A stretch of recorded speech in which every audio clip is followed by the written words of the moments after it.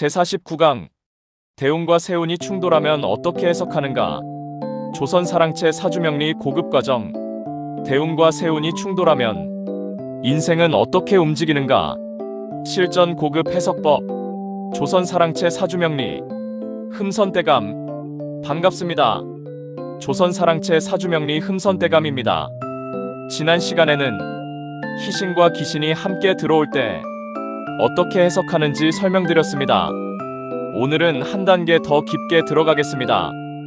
실제 상담에서 가장 많이 발생하는 질문이 있습니다. 대운은 좋다는데 왜 오래 힘듭니까? 또는 반대로 대운은 안 좋다는데 왜 오래 잘 풀립니까? 이 질문입니다.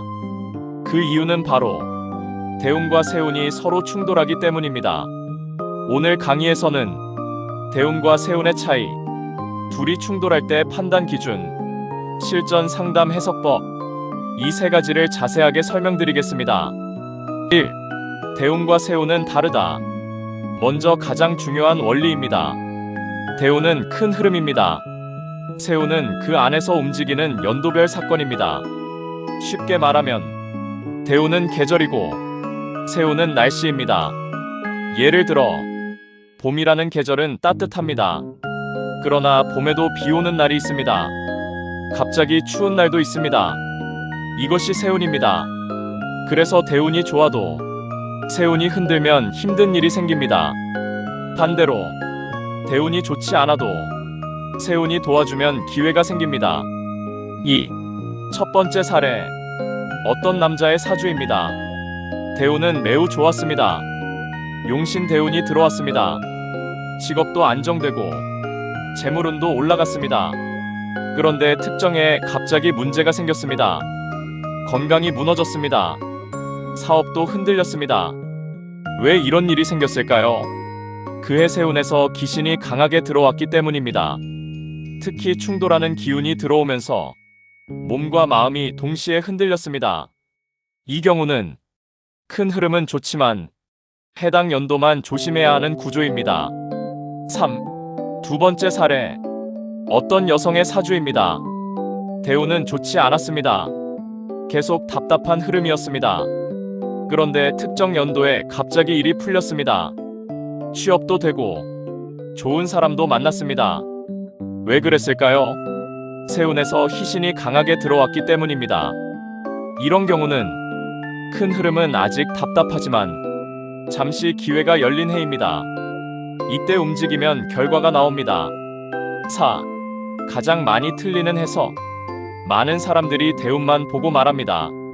10년 대운 좋습니다. 이렇게 단순하게 말합니다. 그러나 실제 상담은 그렇게 하면 안 됩니다. 반드시 세운을 같이 봐야 합니다. 왜냐하면 사람은 해마다 사건을 겪기 때문입니다. 결혼, 이직, 건강 문제, 사업 문제, 이런 사건은 대부분 세운에서 터집니다. 5. 대운이 좋고 세운도 좋을 때. 이 시기는 강한 상승기입니다. 인생이 크게 움직입니다. 사업 확장, 결혼, 재물 상승, 명예 상승, 이런 일이 함께 움직입니다. 상담에서는 지금 움직여야 합니다. 이렇게 말할 수 있는 시기입니다. 6. 대운은 좋지만 세운이 나쁠 때. 이 시기는 조심해야 합니다.